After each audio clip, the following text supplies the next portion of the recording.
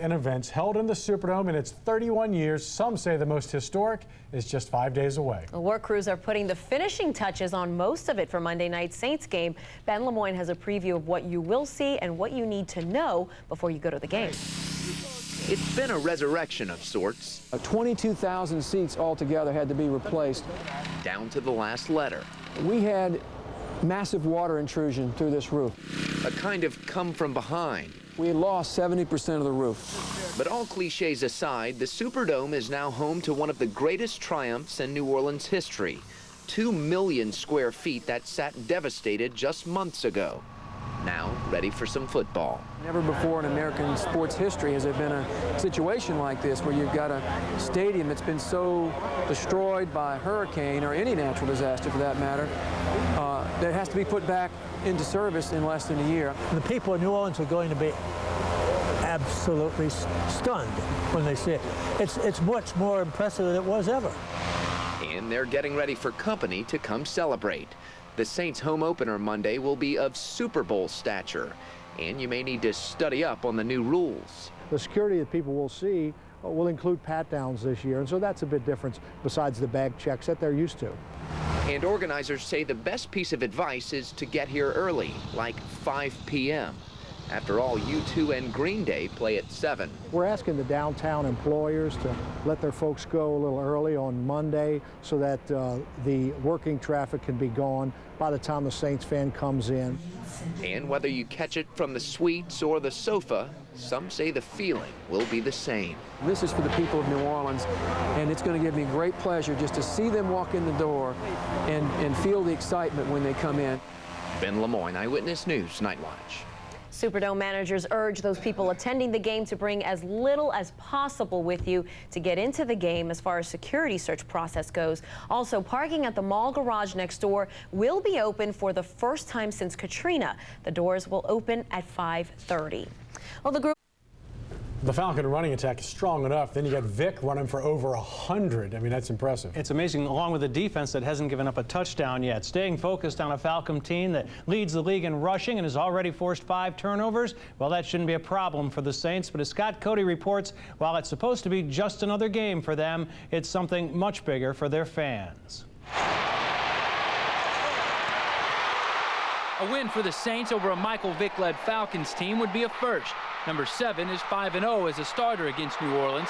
Start from their own 20, and 6 passes picked off. A touchdown against the Falcons Monday would also be a first.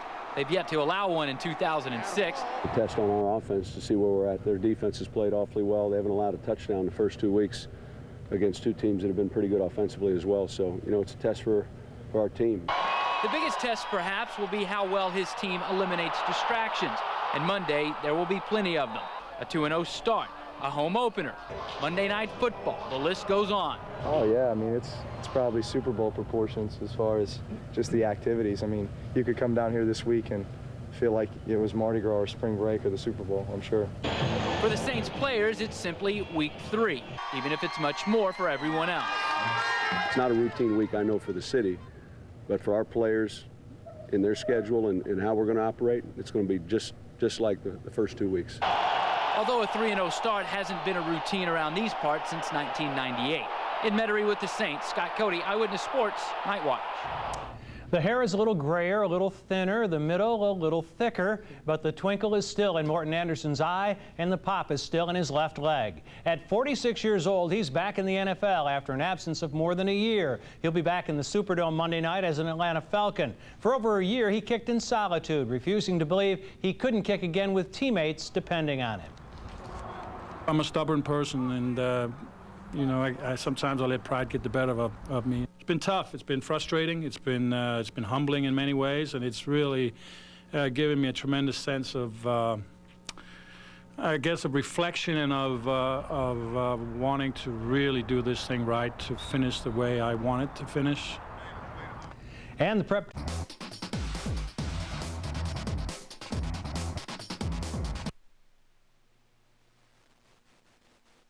A year ago, a symbol of despair, the Superdome is now a symbol of the first steps of rebirth, ready for Monday night in a city thirsting for something to cheer for. Today, live from New Orleans, Outside the Lines First Report.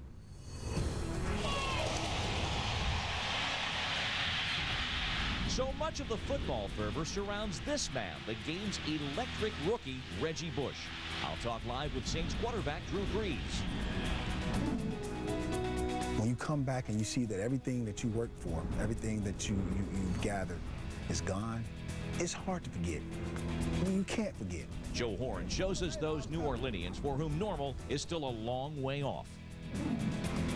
They need to go in the Superdome and experience the Saints game to kind of say, oh my God, we're still getting back.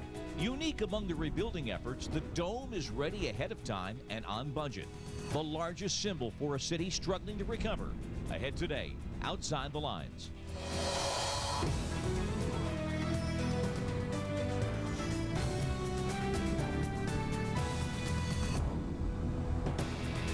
The Superdome, a symbol of New Orleans through times joyous and otherwise. The city is poised to party modestly and welcome back its football team Monday night, even as the unfathomable challenge of rebuilding and recovery dominates life on the Gulf Coast.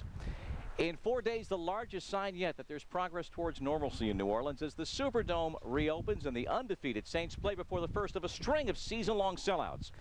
Welcome to New Orleans, our home base for today and tomorrow, and also our Sunday morning program. There is in this city much challenge, palpable excitement about the Saints' return. You hear it everywhere. New Orleans needs the Saints. Now, that's on an emotional level. On a tangible level, the city and the entire Gulf Coast stricken by Katrina still needs so much. Just today, a study revealed that the number of New Orleans public school students is 1/3 its pre-storm population. While some neighborhoods have made large strides in coming back, others remain largely devastated, awaiting evidence of the $100 billion earmarked for Katrina recovery. From the very first hours after the levees topped last year, there has been a visceral connection between many of the Saints players and those hardest hit by the floods. Recently, receiver Joe Horn of the Saints took us on an unannounced and spontaneous tour of this city. Joe Horn says that after Katrina, being a Saint in this struggling city has taken on an entirely new meaning. What's up? What's up?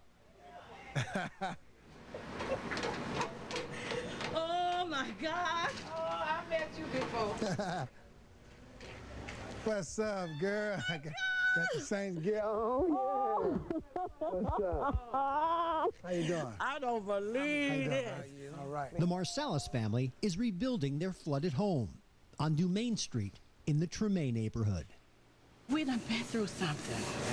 We done been through something, but then to have our team come back, giving us something to, to look forward to. I knew it wouldn't be just my decision, but I wanted to come back because I wanted the Saints to be a big rebuilding part of the reason that we're back, and we are back now. So right, we do. It's just a devastating sight to see. When Hurricane Katrina demolished New Orleans, the Saints were in Oakland for a preseason game. Horn watched the disaster on TV, fighting back tears, feeling helpless. I know what it's like not to have nothing. I know what it's like. My house burnt down. My trailer burnt down when I was young. And me and my brother sat in the yard and we cried and watched our trailer burn down and watched our trailer burn down while firemen was trying to put it out. See, so I've been through that. I've been through losing some things. So when I saw that on TV, I knew what they were going through. Days before last year's season opener, Horn went to the Astrodome to connect with those chased out of New Orleans, many from the lower 9th Ward, where more than a year later, entire neighborhoods remain abandoned. Still a mess. Still a mess. It's his first look at the 9th Ward since Katrina's wrath. Damn, I mean, floated, buddy, that water. Wow. I hear a lot of people say, let it go, forget about it, move on. When you come back and you see that everything that you worked for, everything that you've gathered is gone, it's hard to forget. You can't forget. Do you feel in your position you can do a whole heck of a lot about something like this? All I can do is talk about it. I can't call my agent or call my financial advisor and say, hey, call the city of New Orleans, tell them that I want to put $100,000 into this property. That's not fair. I don't have enough money to help everybody that should be helped. And I know they don't expect me to. All I could do is be the voice. My man, what's up? Yeah, the one and only, baby. Hey, you knew sooner or later I was coming. I was coming sooner or later. Sweat it, man. A welcome voice for Stephen Price, one of the few to return to the lower ninth, fiercely determined to get his house and his life back. Show me where you had the Saints gear. Price showed Joe the sacred place where once both Horn's home and away jerseys were on display. Joe Horn away, Joe Horn home. Black jersey and white jersey. And that was my pride.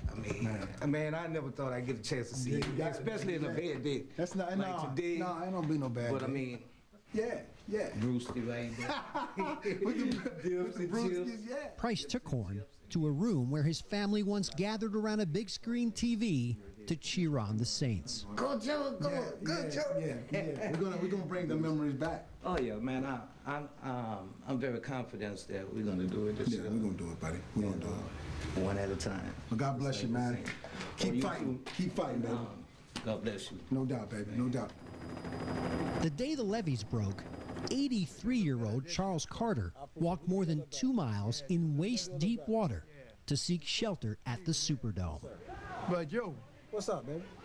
The team I want you to beat now. I already know. I know. Let me. Am I right? Do you want us to beat them Dirty Birds? You talking about the Falcons? Yeah. Yeah. My man. Joe Horn is not from New Orleans, but the city and its people have permeated his soul. He says he knew the Saints had to come back here. To fans who couldn't bear to be anywhere else. You know, my people, Yeah, this is right. my people. You got history here. Where I grew up, this is my family, this is all I know. And I'm telling you, the people, like I said, there is no place like home. Right. And I take that even a step further. There's no place like New Orleans, and there is no place like Dumaine Street I heard that. in New Orleans, Louisiana. There's no place like it. All right. Bye-bye, babe.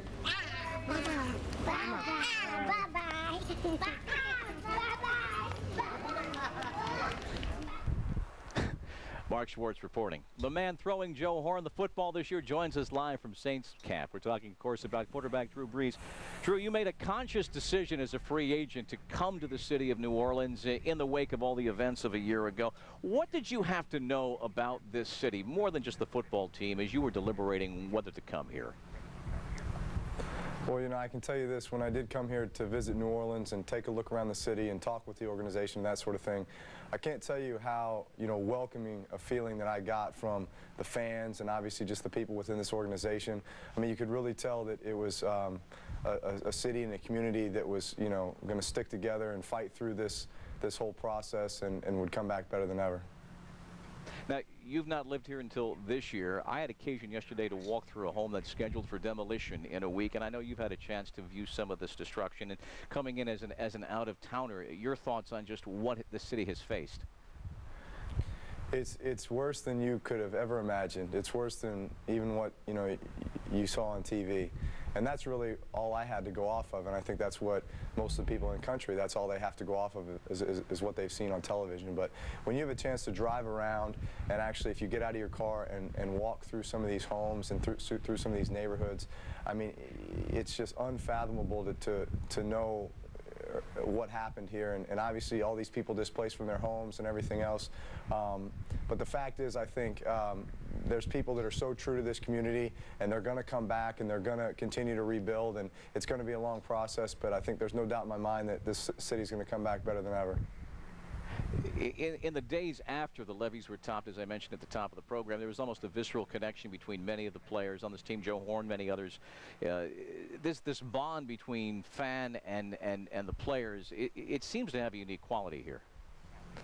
Yeah, I think it's really strong, and I think that was evident with, you know, our season ticket sales. I mean, for something to happen like it did last year with Katrina, and for us to be now sold out for every home game when, you know, this hasn't happened in the history of the, you know, the Saints organization, I think it's incredible. It just shows how much support we get from the fans, but also just how tightly knit we all are, and really, you know, what we can do as a football team and as an organization to help uplift, you know, the spirits of these people that are rebuilding. And of just this entire community and Gulf Coast region. I mean, I think it's really a special feeling around here.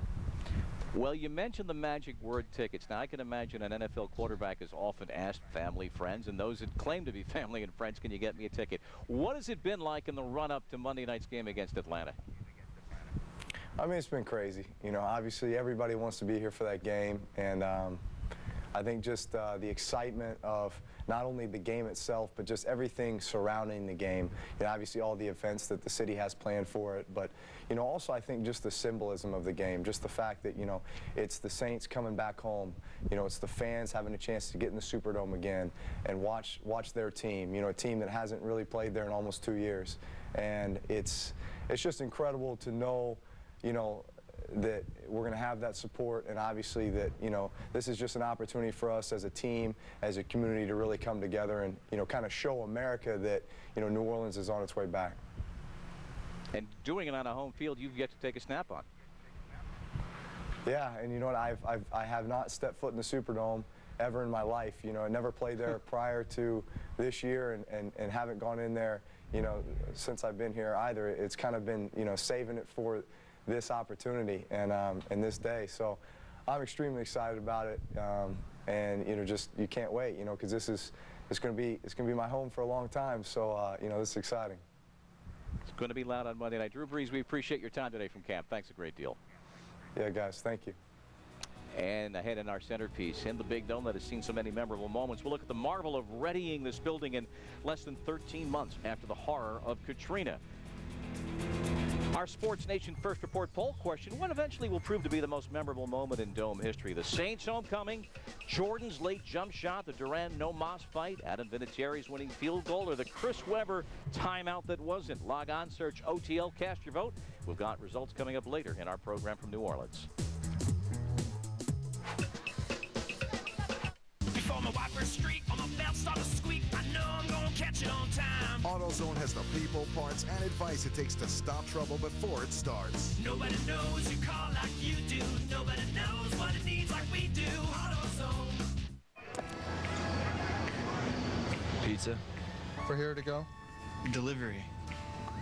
Delivery. Yeah, delivery. Lois. You never believe me.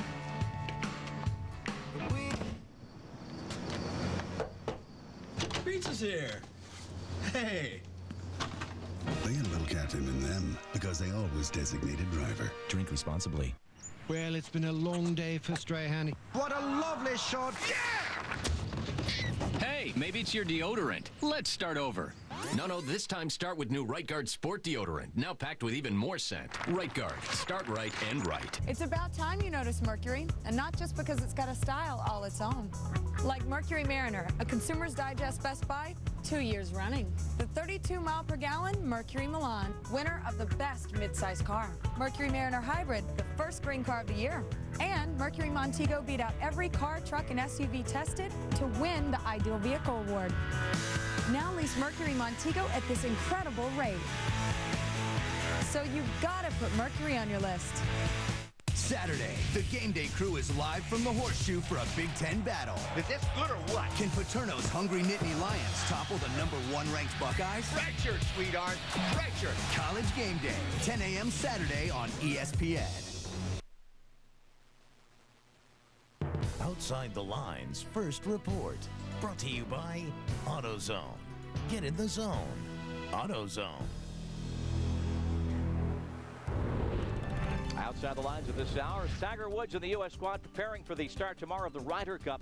Officials in Ireland say that heavy rain and high winds that impacted yesterday's practice have led them to plan for a possible Monday round rather than Sunday at the K Club outside Dublin. Royal skipper Buddy Bell is going to likely miss the rest of this season. Doctors discovering a growth on his left tonsil. Bench coach Billy Doran will run the Royals in Bell's absence. Bell is seeking a second opinion today at the Mayo Clinic in Arizona. Last year, the Giants had 11 false starts in noisy Seattle. They're there again Sunday, and the NFL will monitor to ensure there's no artificial noise being piped in. New Commissioner Roger Goodell says he loves the fact that home fans can influence games. And next, our centerpiece, taking the Dome from refuge of last resort to restored giant on the People New Orleans want their skyscape. lives back. They've had so much taken away, and I think this building represents that inspiration and hope that things are going to get back to normal. Next, how they did it and what it means in this city as we continue from New Orleans.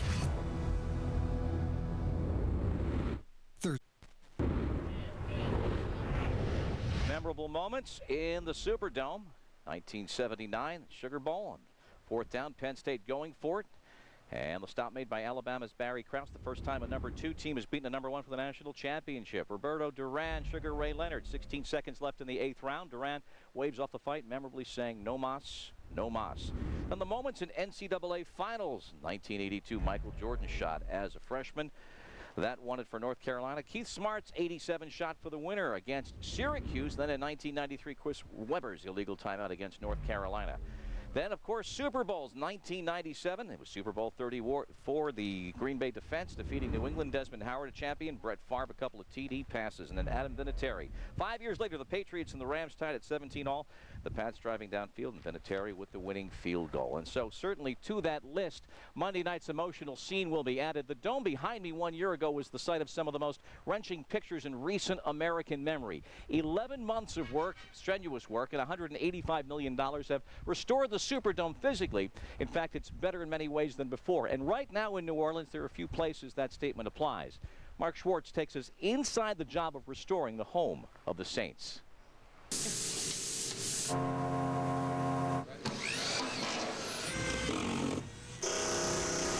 It is a project unprecedented in sports history, and it'll be ready for football nearly 3 months ahead of schedule. The Superdome has been transformed from Katrina to kickoff. It almost didn't happen at all. I have to admit there was a point in time when I thought we had seen the last of the Superdome. Doug Thornton has managed the Superdome for 10 years, and he never left it during Katrina, sleeping in his office for 5 nights, struggling for survival, along with more than 30,000 others, while New Orleans' burliest building deteriorated before their eyes. It was in bad shape. Imagine 70% of the roof that had failed, allowing water intrusion, massive water intrusion to all the interior spaces. 2 million square feet of space ruined. What followed was perhaps the most massive roof replacement job in U.S. history. They had to take the steel deck off of the roof, which is 9.6 acres, 440,000 square feet. They had to cut it off with a saw and replace that metal frame and then pour a polyurethane foam on top.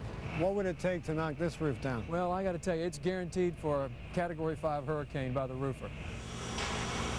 Fast-track renovations would not have been possible without an executive order from the governor of Louisiana and a $15 million commitment from the NFL, $116 million more from FEMA, and 850 workers toiling feverishly for a grand opening that will play to millions.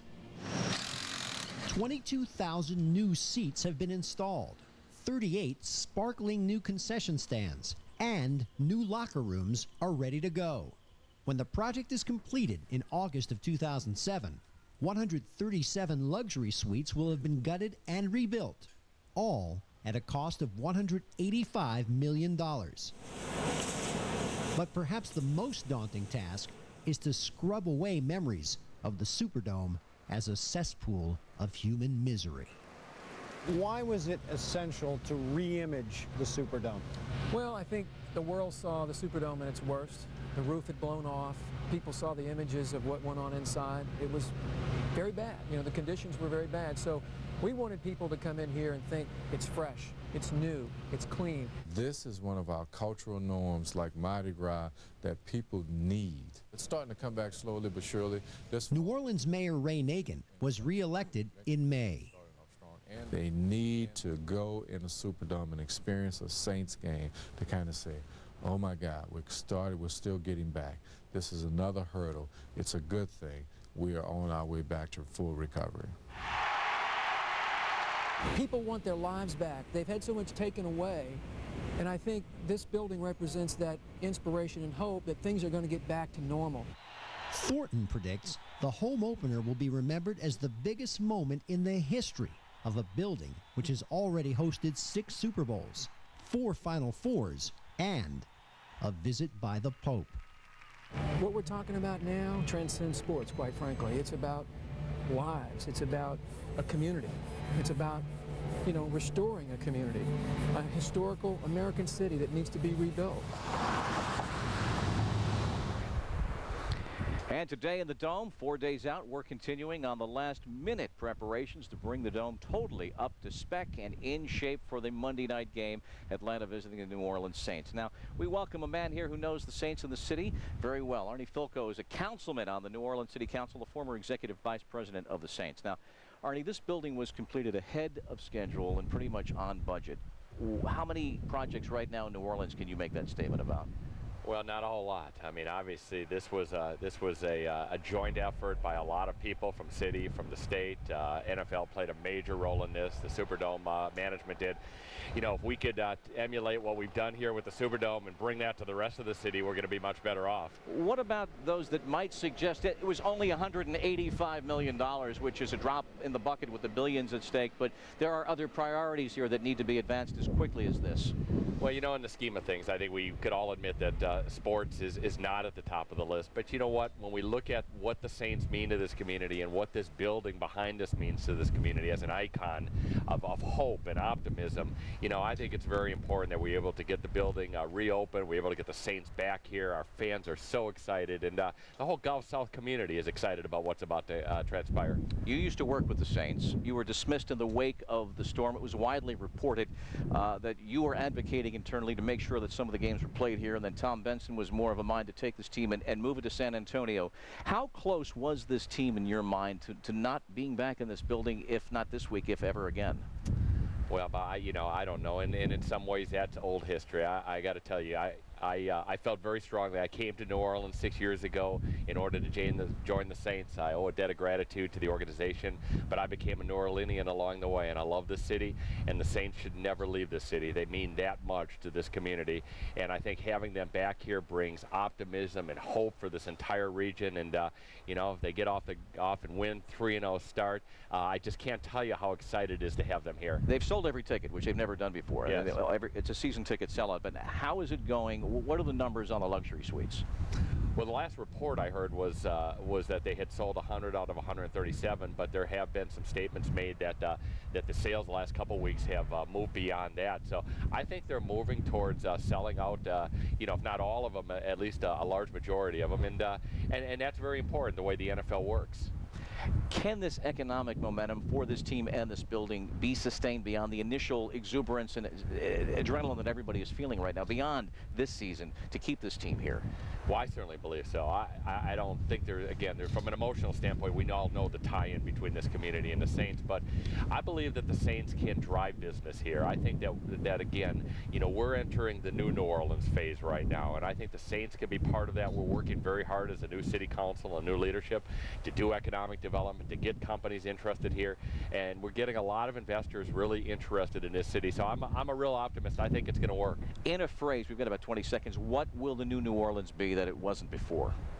Well, it's going to be a city with a great education system and vibrant economy that's diversified, and keeping all of the things that people fell in love with about New Orleans before, but improving the things we had to work on. And I believe we're going to make that happen. Arnie Fielkow, we appreciate your time today. Thanks so much for joining us. We continue moments ahead. We've got NFL Live. Been a slow start for the man who dominated the game on the ground last year around the NFL show. Outside the Lines. First Report. Brought to you by McDonald's.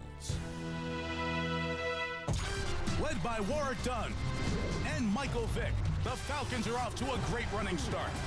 But they will take a back seat, not to 2-0 Reggie Bush, Drew Brees, and the Saints, but to New Orleans.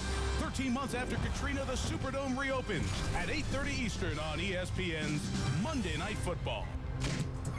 Our Sports Nation First Report poll question: what will prove to be the Dome's most memorable moment? Tie between the Saints' homecoming on Monday and Michael Jordan's famous shot as a freshman back in 1982, each the choice of 28%. Tomorrow we continue live from New Orleans. We will see the extent to which the Saints' signature player, rookie Reggie Bush, has extended himself in a city still beginning and continuing its recovery. We will see you tomorrow at this time, and also Sunday morning at 9:30 Eastern Time, live from New Orleans. More ahead on SportsCenter at 6 Eastern. Now it is time for NFL Live. If there was ever any doubt that the city of New Orleans loved their Saints, that doubt was put to rest this past Monday at Saints Fest in Lafayette Square. Jeff Shepard has more. The city of New Orleans has a fever, and the only cure is Saints football. That's why 2,000 black and gold-clad fans packed Lafayette Square Monday evening, welcoming the Saints back to the Crescent City. After what we went through last year, as far as the city, as far as an organization, we're fired up. We're ready to come back and play football here. Thought it would take forever to get some help. But a new wind was.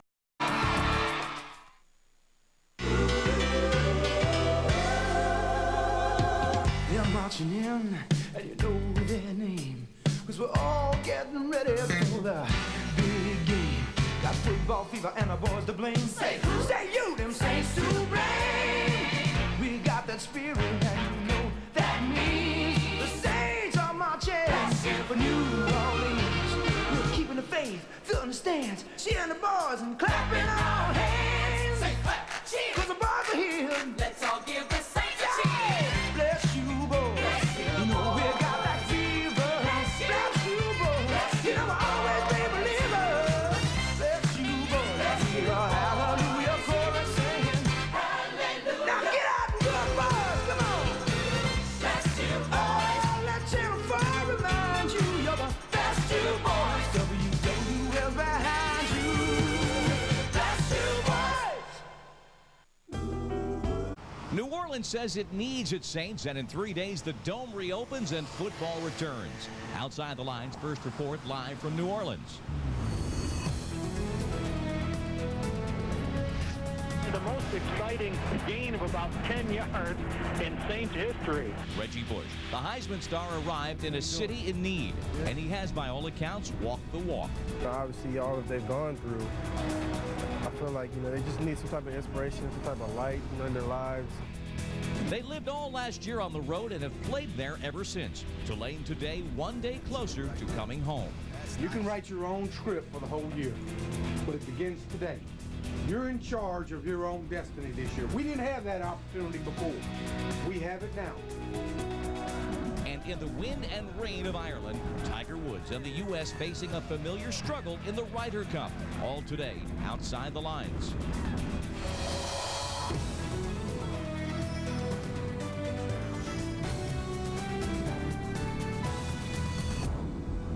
And now, reporting live from New Orleans, Bob Lee. It dominates the New Orleans skyline, and now fully repaired and refurbished and improved in 76.5 hours. The Superdome will hear a whistle and be witness to a kickoff, and that moment will be watched around the world. Welcome to New Orleans, our home for today's show and our Sunday morning program as well. Monday night's kickoff has become invested with exceptional importance and symbolism. That the Dome is ready, that this city can provide at least at some level the services and support for 65,000 fans is remarkable 1 year after the tragedy of Katrina. Beyond the symbolism of the game, though, is the real-world football fact. These 2006 Saints are off to an undefeated start. Here's Jeremy Schaap. Even if the Saints weren't 2-0, their return Monday night to the Superdome would be one of the most significant stories of the recovery from Hurricane Katrina. With the team undefeated, it's hard to overstate the level of excitement here. They love it, and they're looking forward to having us back out here, having us back in that home stadium, the Superdome, for the first game. So everybody's excited, and everybody's so glad that we're 2-0, and they think we're like the greatest thing ever now. I've never been to the Super Bowl before, but I've heard about it. I've seen and heard what goes on up to the Super Bowl, and that's what's been happening this week. Tonight at 7 Central Time, Joe Horn, Reggie Bush, and the rest of the Saints will actually be here in this building where so much happened.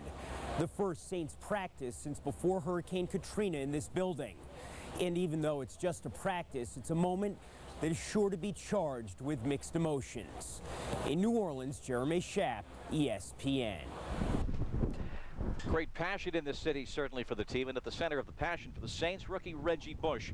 That he was there at the 2 pick for the Saints was surprise enough at the draft. That he arrived in the city in crisis and then embraced the role of an outreaching public figure to those in need. Well, that's certainly one of the major stories of the season, even as recent reports surfaced of alleged improper benefits for Bush at USC. The sense in the city is that their newest Saint star is almost too good to be true. John Barnow on the rookie who's finding it not hard to be a Saint in this city.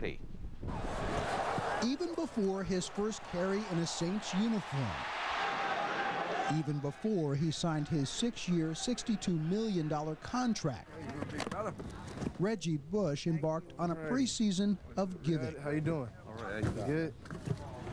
Why have you decided to become such a focal point in the recovery effort? Well, I think because you know, these people, they need something positive. You know, obviously all that they've gone through, I feel like, you know, they just need some type of inspiration, some type of light, you know, in their lives. And the first day we got here, you know, we got the message that this community needed his help. Marketing veteran Mike Ornstein is the architect of Bush's endorsement deals with strings attached. We decided together that, you know, every sponsor that works with us has got to give something back to New Orleans. So corporations interested in attaching their labels to Bush's million-watt grin must also contribute money to the Katrina relief effort. This NFL season, for every yard I gain, Diet Pepsi will make a donation to help the people of New Orleans rebuild. And companies from Pepsi to Subway and Adidas are gladly signing up with Team Bush. I feel like it would just be a good opportunity, you know, with a guy who's a good role model. I feel like it'd be a good opportunity to you know, help give back, team up and help give back. In May, Bush and Adidas brought their combined charitable forces to Holy Rosary High School. This is where it starts. This isn't the end of it. You know, there's plenty more, you know, and I'm looking forward to, you know, helping, you know, more schools and communities. It was like a miracle. I'll probably get emotional talking about it. Holy Rosary President Patty Glazer needed $100,000 to keep the school open. Without it, hundreds of students with learning differences would have been forced to scatter to area schools not staffed to deal with their special needs. It was like trauma on top of trauma and stress on top of stress. And on Monday, I said, okay, I have to raise $100,000 this week. I'm just not sure how that's going to be done. Tuesday night was a parent meeting. They took care of half of it for me. Wednesday afternoon, Reggie took care of the rest of it, and by Wednesday night, I slept. In June, Bush teamed up with Adidas again, contributing a total of $86,000 to flood-ravaged Tad Gormley Stadium. You guys need a place to play, you know, a field to play on, and you know, I played high school football, obviously, and that's where it starts. The 69-year-old stadium has hosted the Beatles and Rolling Stones, but is better known locally as the focal point for high school football. Tony Villegas oversees the athletic fields for the city's Parks Department. When we returned to the stadium, there were dead fish over the field and all over the parking lot. And I mean, that's how long the water stayed. But look at the field at Tad Gormley Stadium today. Thanks in part to a donation by Bush, dozens of city schools will once again have a home field. Unlike millions of Americans who donated money to large hurricane relief funds, Bush wanted to be able to see the results of his targeted charitable giving. And today this field stands as just one example. For a guy like Reggie to come from outside the city of New Orleans, having no knowledge of anything about the city of New Orleans, and step up right away to the plate and say, hey, I'm going to make sure we have a high school football season, I thought it was tremendous. Also in June, Bush partnered with GM-owned Hummer to provide a dozen H-3s to the state. 2 of them wound up in the Slidell Police Department in what was Bush's third major charitable act before he'd even signed his Saints contract. Who does that? It's definitely not modern-day athletes. They don't do that. Reggie Bush did it. He does a whole lot with his money, but he does it on his terms. New Orleans City Council President Oliver Thomas Jr. has never met Bush, but he sees a genuine spirit behind the giving. A lot of the stars will send their check, and they won't show up. They don't let people touch them. Reggie lets you touch him. And a lot of these kids and people out there, touching him is as important as getting that check from him. Thank you. Nice seeing you. And so there was Bush in early September, teaming up with international relief agency Feed the Children and local charities to hand out food to roughly 800 needy families. How you doing? Good, how are you? Thanks so much. No problem. From the heart. For Jacqueline Veriste, a single mother of two who lost everything in the storm, the donation means her family will have food on the table. I think it's great, and it's a great gift from God that, you know, he's not letting his talent and his money go to his head. He's giving back to people who have lost a lot. It feels good, you know, to give back and to be handing up food to these people and, you know, seeing their eyes and their faces light up. Yeah, he got the right idea. Nobody believes, least of all Bush, that one man can save a city. And the last thing Bush wants is to become the story, to create the impression there's not much more to do here. They got water today? They have water too. How concerned are you that your image will deflect the attention from where it needs to be? Well, you know, that's something that I hope it doesn't go that way. You know, I hope more of the attention is on the city of New Orleans and the people and, you know, their needs. John Barr reporting. Jim Henderson is the sports director at WWL Television, and for the past 20 years he has been the voice of the Saints. Reggie Bush, outreach in the community, and we heard it said it's almost as if he's too good to be true. What is the perception out there, that this is just out of the goodness of his heart? I think so, Bob. He's made no misstep yet, really, since he's been a member of the Saints. He's almost been heaven sent, or maybe to put it better, he's been Houston sent to the Saints. And he's just done wonderful things in a community that never needed it worse. So he's been great on and off the field. There was a scene last night, of course, we in the report talked about Tad Gormley Stadium being reopened last night, the Reggie Bush Field being dedicated there with a sign. And in a city where the public school system is challenged in normal times, and even challenged more after Katrina, that these kids can get out there and play football must mean a lot. I think he put up $86,000 for that field, Reggie Bush Field, as you said.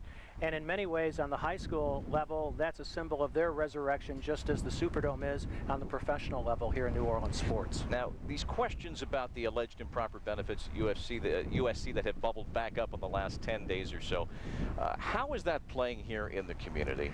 I think most people feel, as the Saints do, that could be Reggie's problem, it could be USC's problem, it could be the NCAA's problem, but it's not the Saints' problem. So for the most part, it's been largely ignored. He's been tremendously consistent in everything that he said about that issue. It doesn't seem to have been a distraction thus far. Maybe if more revelations come out, it will be. But so far, it's pretty much been a non-issue here in New Orleans because of all the great things he's done and the great feeling he's engendered. Well, while I've got you here, there's another topic I'd like to talk about. A story in today's Times-Picayune involving the Hornets, who should be playing at the arena a couple of hundred yards over to my right. Of course, played last year in Oklahoma City. A report today saying that the Hornets are investigating a contingency for a possible third year beyond this coming season in Oklahoma City. Byron Scott described the situation still as limbo, and that employees of the team are reluctant to move back. Now, what's the impact of those reports here? Well, the Hornets haven't been back. You know, all they see, for the most part, are the reports they see in the national media. And for many people in the national media, we're still underwater. Obviously, that's not the case. So I think perhaps that has jaded their perception of what's going on here. But also from their standpoint, from George Shinn's standpoint, it really just makes smart business sense. Oklahoma City really embraced that team last year. It'll probably be an NBA city before too long, even if the Hornets come back. And David Stern has been steadfast. We have an ironclad lease with this team. They'll play 6 games back here this season. They're going to have their preseason training camp in New Orleans. They'll see that New Orleans is coming back, and in any event, they will be back here after this coming season because of the ironclad lease. What's Monday night going to be like as the voice of the Saints in an arena that was at the site of such horror a year ago? Well, it was the symbol of our destruction to the world. It'll be the symbol of our resurrection Monday night. It is so much more than just a football game. I expect the emotions to be just through the roof of that stadium. I can't wait to get there. In many ways, the game is almost superfluous. It's the chance to be back here in New Orleans, to show the world that we're coming back, to see people in the stands that maybe you haven't seen since August 29th, because people and places vanished overnight in this city, some of them never to return. So I just expect it to be Mardi Gras with fewer beads and more clothes, I guess, on Monday night. Quite the description, and maybe even a victory against the Dirty Birds. That'd be wonderful, too. Jim Henderson, thanks for spending the Thank time you, with us. Bob. We appreciate it. We're going to talk a little football in our first Report Sports Nation poll today and talk about the Saints and get your opinion on what kind of a season the Saints will have. Do you think they'll be under 500? Will they have a 500 record or better? Will they be a playoff team or perhaps a serious championship contender? Log on, search OTL to vote. We will have the results coming up a little bit later in Outside the Lines First Report. Ahead, the Pack. Friday. It's casual day, so hopefully you're taking full advantage. And if that's not enough, it's only 3 days to the big showdown on Monday night in the Superdome. 3 days to the Falcons take on the Saints at 8:30.